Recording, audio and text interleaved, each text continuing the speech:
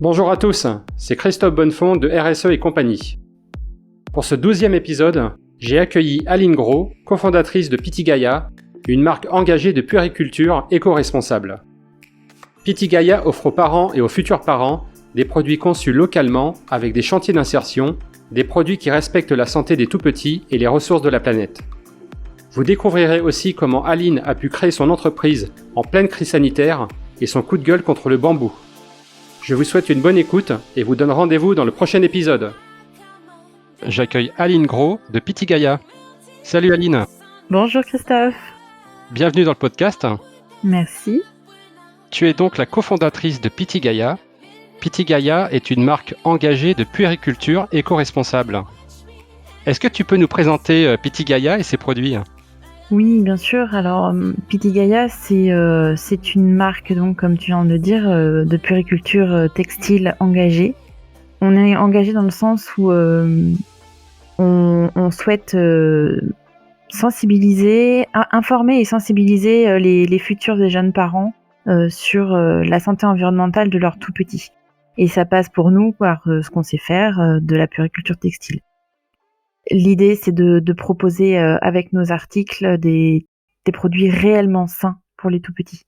Pas juste bio à l'extérieur et polyester à l'intérieur, par exemple. D'accord. En fait, on propose pour l'instant des articles très simples de la puériculture de tous les jours, du type bavoir, lange, tapis allongé nomade, couverture. On est en train de développer notre gamme de jouets d'éveil. Et tout ça est en 100% coton bio, selon la certification GOTS aussi, c'est-à-dire qu'on a sourcé toutes nos matières premières selon la certification globale organique textile standard, qui est la plus haute certification textile au niveau international. Ça sous-entend que le coton a été... alors parce que bien sûr le coton ça pousse pas en France, on n'en est pas... ou en tout cas pas en quantité suffisante, donc c'est du coton qui vient principalement de Turquie, d'Inde ou du Bénin, et c'est pas forcément les champions du droit de l'homme. Donc pour nous c'était hyper important de s'assurer qu'on ne contribuait pas à de l'esclavage ou des choses comme ça. Donc aussi bien d'un point de vue écologique que d'un point de vue sociétal, GOTS fait des audits pour vérifier que tout est en règle, qu'il n'y a pas, que tout est respecté au niveau du droit international du travail, que les rémunérations sont correctes, etc. Que d'un point de vue écologique, il n'y a pas de pesticides, pas de consommation d'eau outre mesure, et également pas d'OGM. Et nous-mêmes, pour assurer la traçabilité du produit fini vraiment de A à Z, on est en cours de certification avec EcoCert pour que la société et ses produits soient certifiés GOTS eux aussi. D'accord. GOTS, c'est la norme, la certification la plus exigeante, je crois, sur le marché du textile.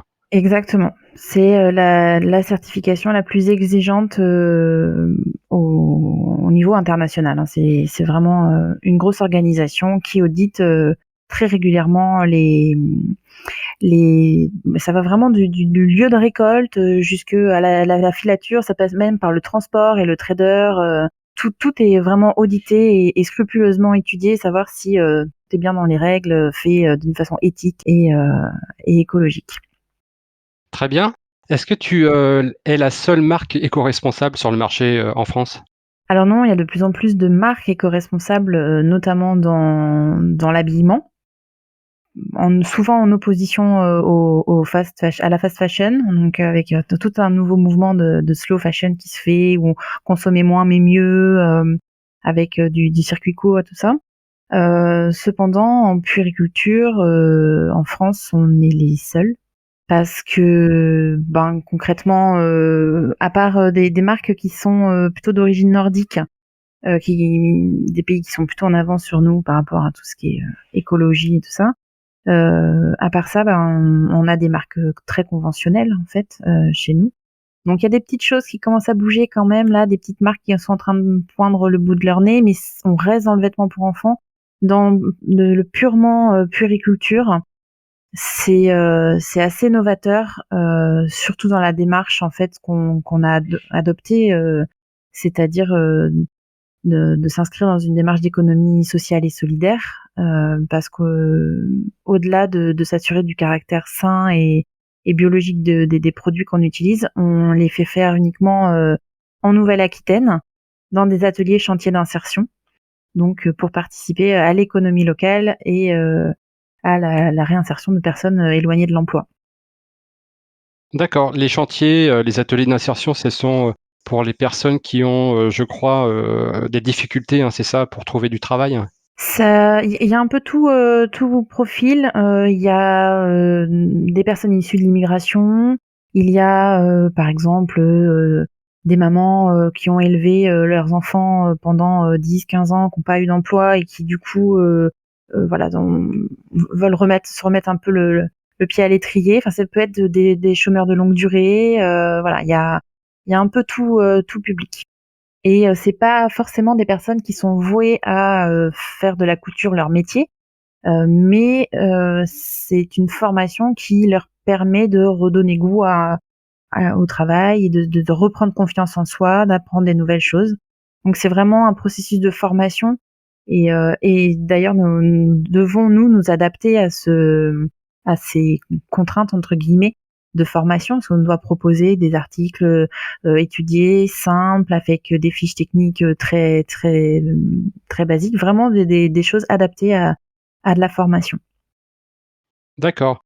Est-ce qu'il y a une grande différence, de prix, entre, tes produits éco-conçus et je dirais, les autres produits identiques, sur le marché, d'autres marques? Alors, comme des produits identiques, on n'a pas vraiment, mais si tu veux parler par exemple d'un bavoir qu'on va trouver à 2 € dans les supermarchés et le nôtre qui coûte le moins cher est à 14 €. Effectivement, il y a une différence de prix. Après derrière, il faut bien comprendre que la personne qui a fabriqué ce bavoir à 2 € à l'autre bout du monde, clairement, elle a pas été payée à sa juste valeur. On parle pas de la matière première qui concrètement, on sait pas ce que c'est, on sait pas d'où ça vient.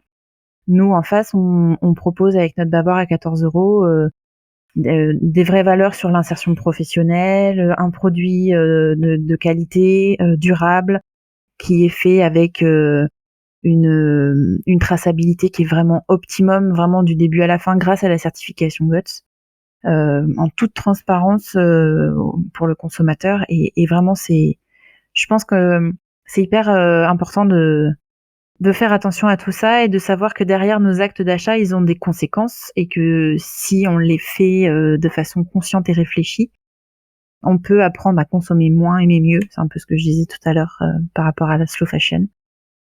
C'est un vrai choix en fait. C'est plutôt que d'acheter 2 bavoirs, 36 bavoirs, pardon, à 2 € fait à l'autre bout du monde par une personne qui a pas été payée correctement, bah, on choisit d'en prendre ben, peut-être 5 et puis on sait qu'ils vont durer, qu'ils ont été faits à côté de chez nous, peut-être par notre voisin et qu'il a été payé correctement et que c'est des produits de qualité.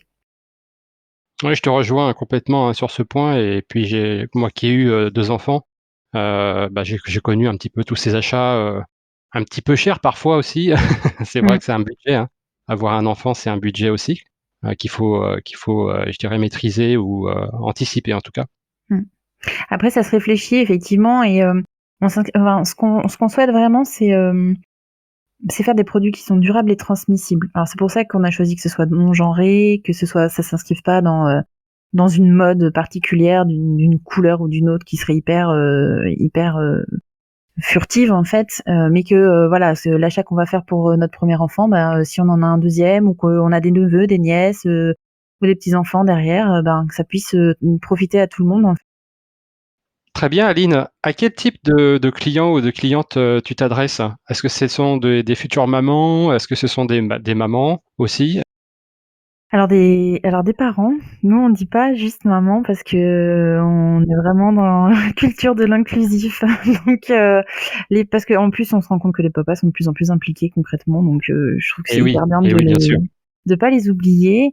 Et oui, bah les parents, les grands-parents, l'entourage, toutes les personnes qui sont dans l'entourage du bébé et qui peuvent voilà, avoir un cadeau à faire, voilà. Et souvent, ce sont des personnes, bien entendu, qui ont déjà une démarche éco-responsable dans leur voilà, d'enclencher en fait, mais par la sensibilisation qu'on fait aussi sur la présence des produits toxiques qui existent dans la puériculture, malheureusement, on touche vraiment un public plus large en fait, pas que des personnes qui sont déjà concernées par l'écologie, le zéro déchet, etc. Mais des personnes qui prennent conscience que ben non, on peut pas faire une confiance aveugle à ce qu'il y a dans les magasins de puériculture parce que il y a pas que du bon et que malheureusement on constate que c'est pas la santé de nos enfants qui est vraiment la priorité de l'industrie de la puériculture conventionnelle, on va dire. Est-ce que tu connais l'impact des produits Pittigaya sur les clients et les clientes et également sur la planète?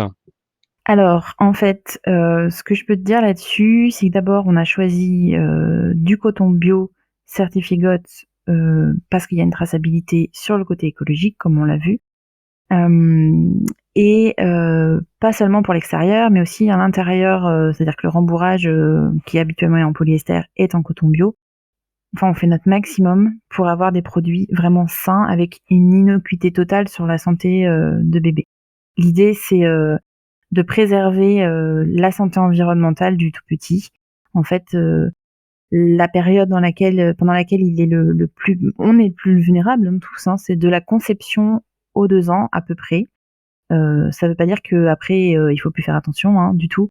Ça veut dire qu'à ce moment-là, l'organisme d'un être qui commence à vivre en fait est très perméable à tous les polluants qui l'entourent, les perturbateurs endocriniens, les voilà, qui vont être par exemple des formaldéhydes, des phtalates, enfin plein de petites choses avec des noms barbares qui sont pas très rassurants, qui vont s'accumuler dans son corps et qui à un moment donné vont atteindre un seuil au fil des années. Et ce cocktail de polluants va faire que un seuil va être dépassé à un moment donné si on fait rien et qui va déclencher une maladie derrière. Alors ça peut être plein de sortes de maladies, c'est pas très joyeux, mais des cancers, des maladies chroniques, ça peut être juste des allergies. La plupart du temps, c'est des infertilités. On constate que depuis 50 ans, la fertilité mondiale est en chute libre. Et il y a des études qui prouvent, alors notamment une université israélienne, qui prouve que d'ici à 2050, donc dans 30 ans, nos enfants ne seront plus en mesure de procréer naturellement. Ils seront obligés de passer de façon encore plus systématique que de nos jours, alors qu'on voit que c'est déjà en très forte hausse, par la PMA.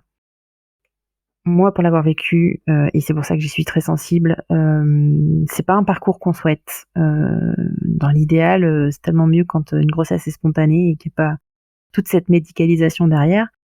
Mais au-delà de ça, le côté systématisé de la PMA à cause de l'infertilité grandissante, ça fait que on n'a plus de sélection naturelle. C'est-à-dire que c'est plus le plus fort des spermatozoïdes et de l'ovule, des ovules qui vont être fécondés et tout ça, qui va faire un petit bébé. Non, c'est on va mettre en relation des gamètes de façon totalement arbitraire.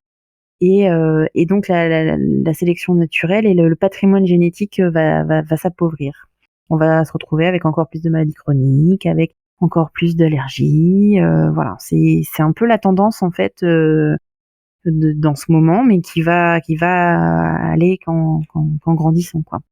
Et ça touche la planète entière en fait. C'est pas juste la France. Faut dire que en Inde c'est pareil. Là où au Bangladesh, des pays comme ça qui sont très fortement industrialisés au point de vue textile, enfin qui font beaucoup de textiles. Et ça, on sait que l'industrie textile est l'une des industries les plus polluantes.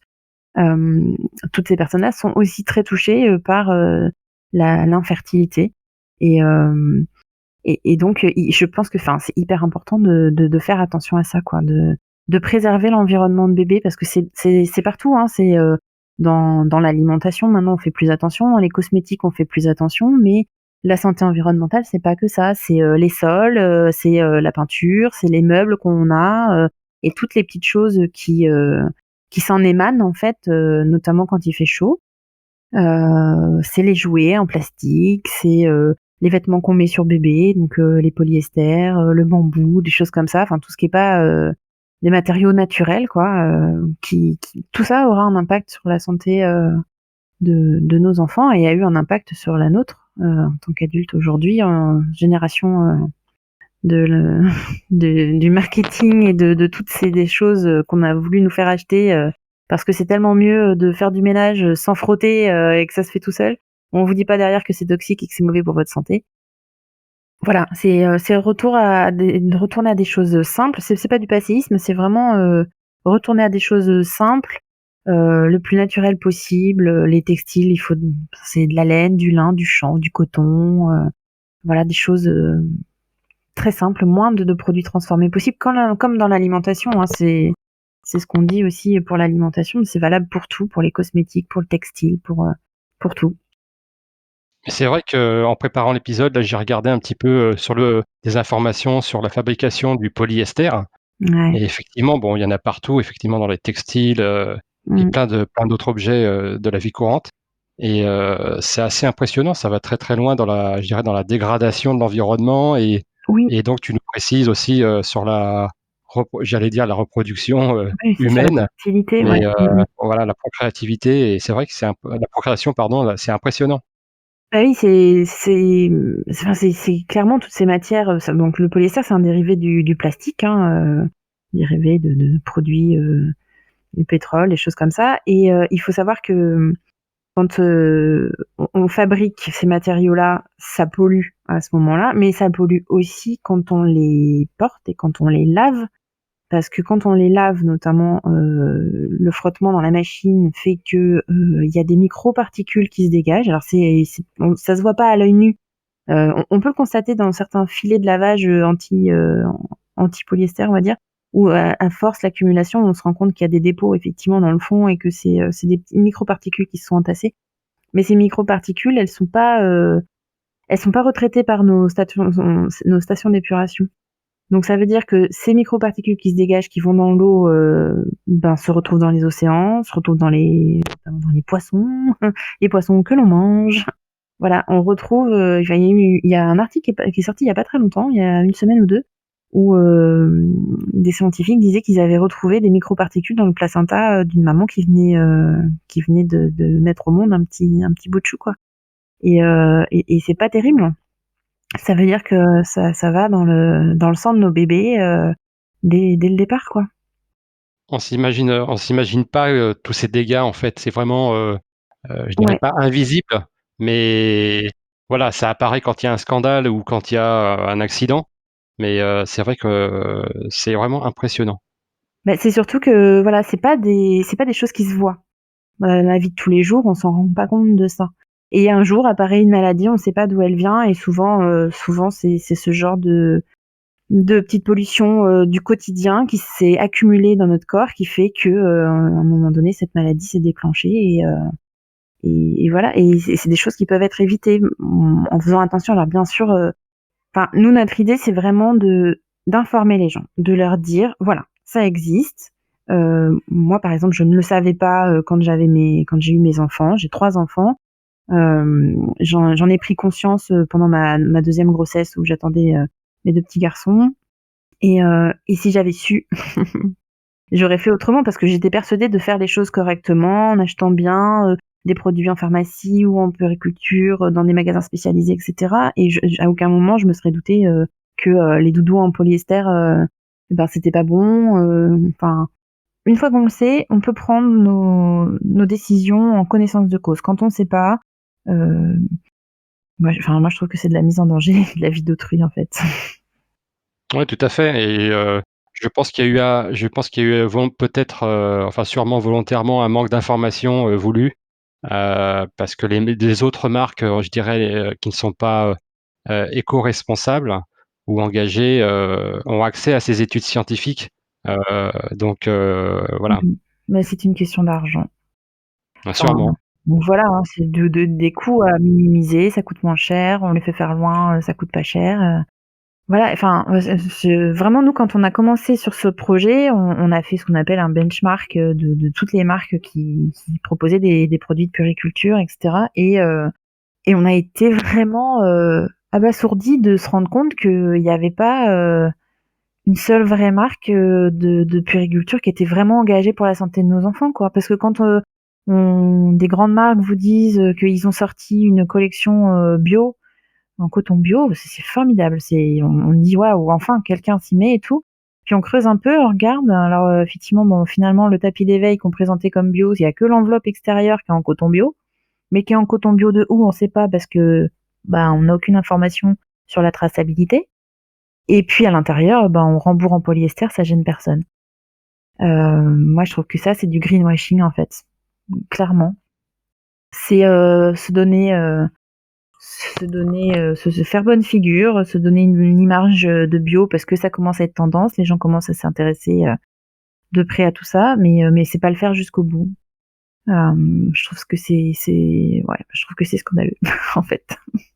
Ouais, tout à fait, hein, tout à fait. Puis bon, c'est vrai que ça touche pas mal l'industrie, mais c'est vrai que l'industrie textile est vraiment omniprésente. Hein. Jusqu'à présent, on s'habille tous.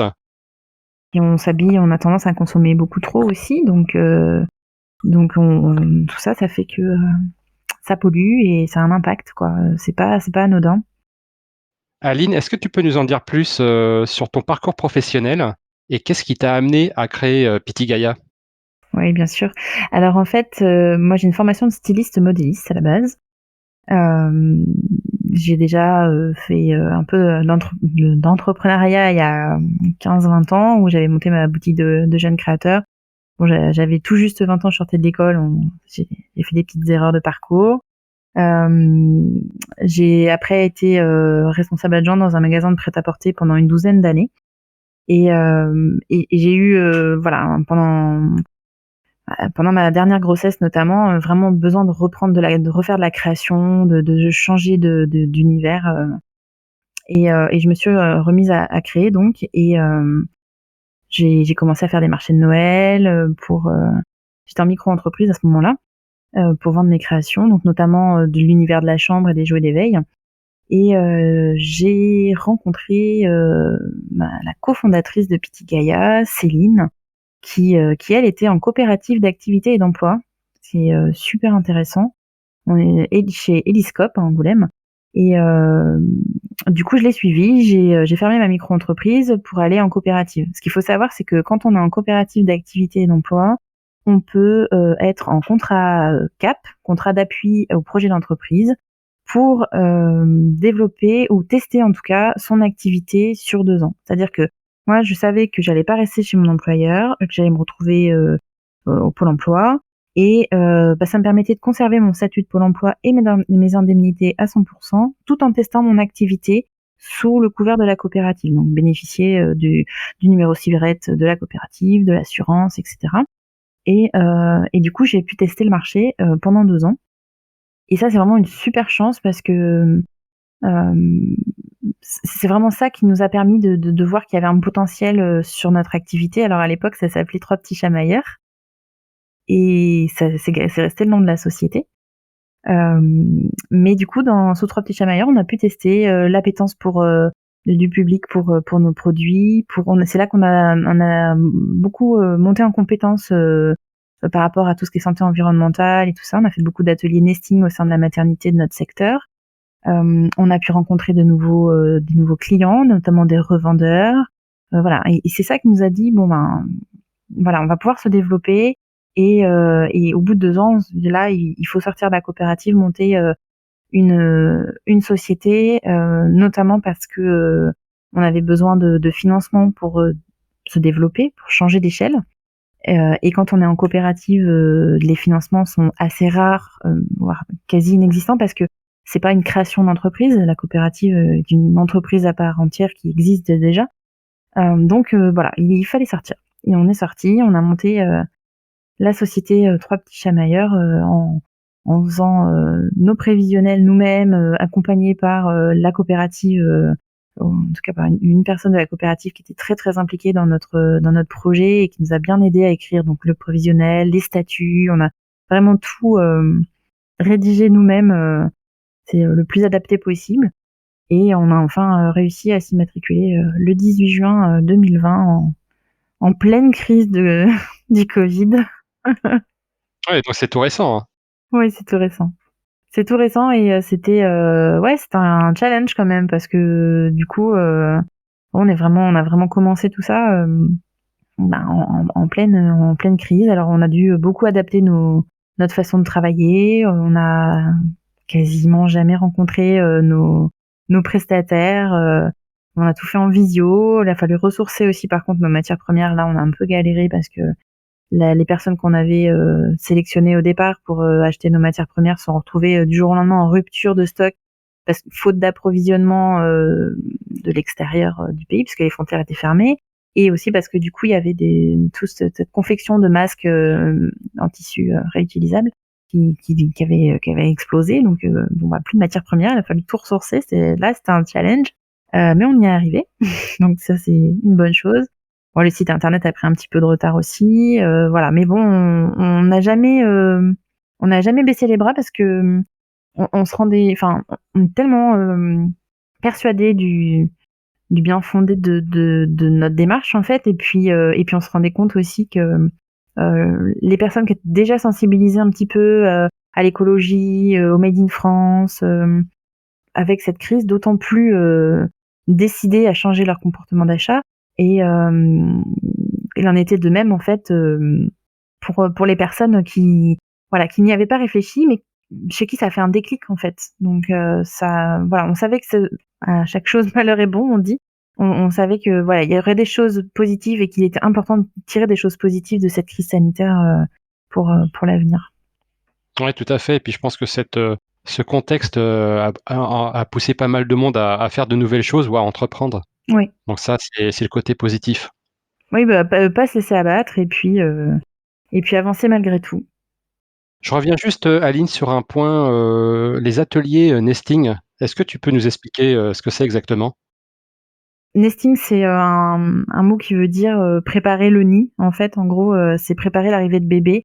C'est WECF, c'est une association internationale de femmes qui luttent pour, comment on peut dire, pour installer une vie meilleure. Enfin voilà, au départ c'était pour apporter de l'eau en Afrique, etc. Et là, l'idée, c'est elles soutiennent donc ces ateliers nesting pour sensibiliser donc les parents toujours à la santé environnementale et c'est proposé notamment en maternité aux futurs parents. C'est voilà leur faire analyser l'environnement dans lequel ils vivent, dans lequel ils vont accueillir bébé, quelle est la pièce par exemple pour vous la plus saine, la moins saine, pourquoi, quelles sont les solutions pour y remédier, les sensibiliser sur les produits cosmétiques, les matériaux utilisés pour faire la chambre de bébé. On a la chance, nous, sur Angoulême, d'avoir une chambre pédagogique. C'est la première maternité en France à monter cette chambre pédagogique et à montrer aux parents, c'est un peu la chambre des 7 erreurs, quoi. Voilà, vous êtes dans une chambre, il y a un lit de bébé, il est d'occasion, qu'est-ce qu'il y a dedans, qu'est-ce qui vous paraît bizarre, etc. Et du coup, on amène les parents comme ça à s'interroger. Ah oui, mais peut-être qu'il est, c'est quoi, il est vieux, il est plus aux normes? Non, non, pas du tout, il est tout à fait aux normes, mais par contre, c'est un produit d'occasion. Il a eu le temps de relarguer l'école qu'il avait à relarguer, c'est mieux qu'un bois aggloméré neuf, toujours dans l'emballage 15 jours avant la naissance de bébé parce que on a peur, on sait pas si jamais.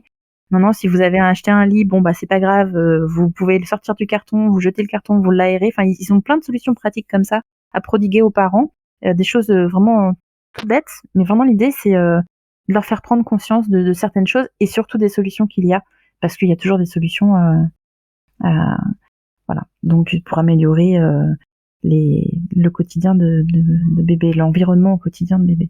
Notamment, je pensais aussi à des trucs tout bêtes, mais quand vous achetez des vêtements pour un bébé, bah, vous les lavez tout de suite, quoi. Vous attendez pas, il faut qu'ils soient lavés avant d'être portés. C'est hyper important. Enfin, c'est des choses comme ça, voilà, sur lesquelles ils sensibilisent les parents. C'est vrai que c'est des choses que je ne savais pas non plus. Parce que les gens, tu sais, quand ils achètent d'occasion, forcément, c'est pas forcément, eux, ils veulent du neuf. Ouais. surtout pour les bébés ou les enfants. Moi, le premier, hein, Mmh. on a été Mmh comme mh. ça. On a été comme ça, on voulait Ah bah, du moi, neuf. pareil, hein. Mmh. Donc c'est vrai que Mais après, voilà, l'idée, c'est pas d'aller culpabiliser les parents, derrière parce qu'ils ont acheté du neuf et c'est, «Ah, le neuf, c'est pas bien». Non, en fait, parce que, enfin, voilà, on a le droit de faire les choix qu'on veut, mais en face, on vous dit: «Voilà, par contre, c'est mieux de le déballer le plus tôt possible, de l'aérer, le plus possible, vraiment que, ces ces cols, ces les solvants qui sont à l'intérieur de ces meubles, en aggloméré, hein, souvent, parce que bon, si on fait faire qu'on achète un lit en bois brut, il y a pas de souci, hein, mais c'est le problème, c'est tout ce qui est aggloméré, et qui relargue des produits toxiques, en fait, et donc il faut que ça soit aéré le plus possible. On n'attend pas le dernier moment pour préparer l'arrivée d'un bébé pour des raisons de superstition ou de je ne sais quoi, ça changera rien. Au contraire, vaut mieux, vraiment le préparer comme il faut, heu, en amont, et puis voilà, quoi. Le seconde main, c'est une très bonne solution. bien sûr et puis en plus, on le voit aussi dans le textile, hein, dans les familles, nous on a beaucoup, récupéré des Mmh. vêtements, des plus anciens. Donc Ouais. ça c'est vraiment de la seconde ou de la triple vie, hein. Bah, oui, Donc oui. et ça fonctionne très bien. Bah, oui, mais bien sûr, surtout qu'en plus, tout bébé comme ça au tout départ, enfin, ça n'abîme rien, quoi, c'est à la peine s'ils ont le temps de mettre les habits, alors on se fait plaisir nous, à acheter des petits trucs, voilà, mais finalement, enfin, on pourrait très bien s'en passer, hein, et puis quand ils font que de manger, dormir, ils ont pas forcément besoin d'avoir, 36 tenues, voilà. C'est vrai, ça dort beaucoup un bébé. Ouais, voilà, on est un peu dans du minimalisme, enfin, c'est de la consommation raisonnée, quoi, enfin, c'est raisonnable. Je sais qu'il y a une, 3e cofondatrice. Est-ce que tu peux nous en parler, Aline? Oui, oui, oui, Ravaiti, qui a rejoint, l'aventure, bah, il y a bientôt 1 an. En fait, elle était stagiaire, en Centre européen de la petite enfance. Enfin, elle était stagiaire chez nous, elle faisait ses études au Centre européen de la petite enfance. Elle était en master, marketing produit jeunesse, et donc ben, ça s'est fait vraiment par hasard. On nous a proposé sa candidature, pour venir chez nous, et elle a rejoint l'aventure. Elle a vu la naissance de Pitiguaya. D'ailleurs, Pitiguaya, c'est un clin d'œil aussi à ses origines, tahitiennes, que Ravaiti est de Tahiti, et que Piti en tahitien, ça veut dire deux. Et Gaïa, c'est la mère nature. Donc c'est deux mères nature, en référence à Céline et moi qui sommes à l'initiative de cette aventure-là. Voilà, et c'est ce qu'on appelle un stage réussi et transformé, parce que du coup, elle est devenue associée. Elle a plus voulu nous quitter, et elle a voulu se joindre à nous dans notre démarche, de préservation de la santé des tout petits, avec pour support nos articles, qu'elle nous aide aussi à, à faire évoluer, à créer tout ça. Elle s'occupe essentiellement du management, du community management, et de tout ce qui est relations commerciales, réseaux sociaux, etc. Céline, l'autre cofondatrice, à l'initiative de cette marque, elle est beaucoup sur tout ce qui est accompagnement, des ateliers chantiers d'insertion, sur la comptabilité, un peu de production et tout ça. Et puis moi, je chapeaute un peu tout ça, et on crée les designs aussi des produits ensemble, le sourcing des matières premières, etc. Voilà comment ça s'articule un petit peu chez Pitiguaya. Très bien, bah, je les salue également et puis, bah, félicitations à toutes les 3 hein, pour ce bel exemple d'entrepreneuriat, au féminin. Merci. Est-ce que tu as un événement en particulier que tu souhaites, mettre en avant, au sein de ton organisation, Aline? Bah, là, bientôt, on va sortir des jouets d'éveil. Là, on est en train de travailler sur leur design, sur les nouvelles couleurs et matières qu'on va continuer d'introduire dans la première collection. On est en train de les faire normer aussi, bien sûr. Et puis après, l'autre événement pour nous, ça sera la certification GOTS de nos ateliers et de notre entreprise. Ça, enfin, pour nous, c'est assez primordial. Voilà, de pouvoir offrir cette traçabilité, cette transparence totale, aux consommateurs. Après, pour l'instant, on n'a pas, voilà, on n'a pas d'événement physique de prévu. La période est un peu trop instable pour prévoir d'éventuels salons, des choses comme ça. Mais ouais, dès que les choses se seront calmées, j'ai hâte de retourner au contact des clients, vraiment, sur les salons, les marchés, avoir leur retour d'expérience, leurs besoins aussi. Enfin, on est vraiment à l'écoute, voilà, on s'enrichit de leurs conseils, de leurs retours. On co-construit tout ça avec nos clients et avec les parents, quoi. Oui, j'ai vu sur le site, en plus, il y a plusieurs univers, hein, de produits, hein, d'après ce que j'ai pu voir. On a tout ce qui va autour, bah voilà, autour du repas, donc les différents bavoirs, serviettes élastiquées, la promenade ou parce que Céline est un peu la spécialiste du nomadisme. C'était sa spécialité quand on s'est rencontrés, c'est faciliter les sorties en famille quand il y a un bébé dans les parages. Donc tapis allongé nomade, les petits duos de bavoirs où dedans dans un pochon on retrouve le bavoir d'épaule pour pas que maman se fasse régurgiter dessus lors du biberon, le bavoir de bébé, voilà, toujours l'avoir dans un pochon sous la main, soit dans la voiture, dans la poussette, enfin vraiment avoir le côté pratique toujours. On a aussi tout ce qui est l'univers du bain avec du soin du bébé avec nos lingettes. On a des lingettes essentielles qui ont eu d'ailleurs qui ont obtenu le label Puriculture engagée. On peut avec un beau Puriscore avec le A du Puriscore de la Puriculture engagée. Ça, c'est un super label qui a été mis au point là en fin d'année dernière par une agence spécialisée dans la RSE, s'appelle l'agence éthique, et qui, forte d'une expérience auprès de la puériculture depuis un petit bout de temps, des industriels de la puériculture depuis un petit bout de temps, se sont dit un peu comme nous, on fait le constat que c'était pas tout propre dans ce domaine-là et qu'il fallait un label pour mettre en avant les initiatives engagées et respectueuses de l'environnement et de la santé des petits, mais aussi pousser les autres marques à changer. Du coup, si les consommateurs commencent à identifier des produits sur ce label-là, les marques vont se dire oula, va peut-être falloir que nous aussi on commence à s'y mettre et à faire du propre. Donc du coup on a par exemple le biberon français, Baby Ride aussi, qui est une marque de poussettes entièrement réparable, éco-responsable, sans plastique et tout ça. On est dans les 3 premiers à avoir obtenu ce label de puériculture engagée qui, je pense, a un bel avenir devant lui. Oui et puis les labels, c'est vrai que ça permet de se différencier bien sûr des concurrents, sur le marché Mmh. et de montrer que voilà, nous on respecte, certaines valeurs Ouais. et la traça aussi bien de la traçabilité que de la préservation de l'environnement. Oui, oui, oui, bah, surtout qu'en plus là, c'est vraiment une entreprise qui est spécialisée dans la RSE, donc qui sont très engagés sur tous les aspects de la RSE, donc ils sont extrêmement scrupuleux sur tous ces axes-là, et donc du coup, c'est d'autant plus valorisant parce que c'est costaud quand même leur questionnaire et tout ça, ils sont assez sévères, et du coup d'avoir obtenu un label comme ça pour notre produit, c'est voilà, on en est très fiers quand même. Aline, tu souhaitais nous parler, d'un sujet en particulier concernant, la RSE ou ton organisation? Je te laisse, aborder le sujet. Oui, alors en fait, l'un de nos chevaux de bataille en ce moment, avec le polyester dont on a déjà parlé, c'est le bambou. C'est d'informer, les consommateurs sur, le textile de bambou, mais également, sur les couverts notamment, si on l'utilise dans la cuisine. Alors pour revenir, au départ, le bambou, on connaît tous ça, on sait comment ça pousse sans herbe et sans eau, sans pesticides, choses comme ça. C'est presque une mauvaise herbe dans certains jardins, et j'ai envie de dire, c'est bien que ça reste dans votre jardin parce que cette matière qui est cassante à l'origine, hein, c'est comme du bois, pour qu'elle devienne notamment dans l'industrie du textile, quelque chose de souple qui puisse être, filé et transformé en tissu, en jersey ou en tissu chaîne et trame, bah, il faut le dissoudre, et il faut le dissoudre dans des produits qui sont toxiques.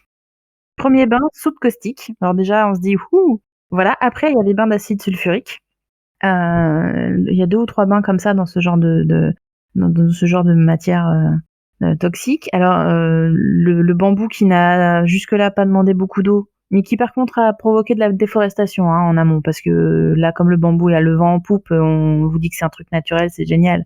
Mais ça a demandé une déforestation, voilà, pour planter des bambous. C'est de la culture intensive qui se pratique dans des pays pauvres.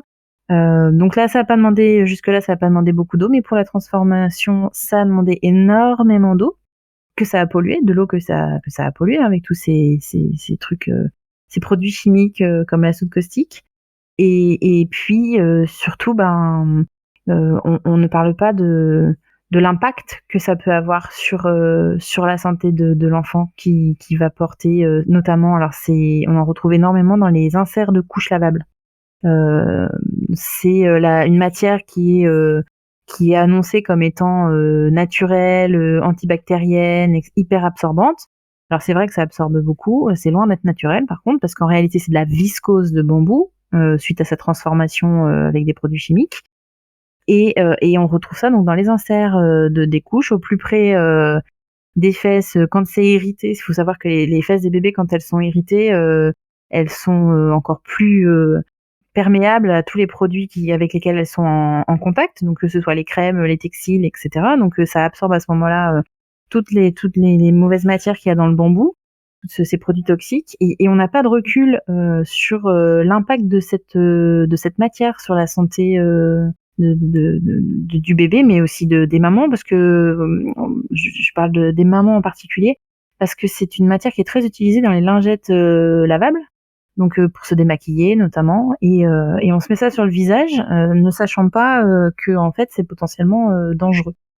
Et sous sa forme plus solide, dans les accessoires de cuisine, ou comme on a beaucoup remplacé, le plastique est interdit maintenant, c'est du carton ou du bambou dans les assiettes pour pique-niquer, des choses comme ça. Le problème, c'est l'école et les solvants qu'il y a dans l'école pour fabriquer ces produits-là.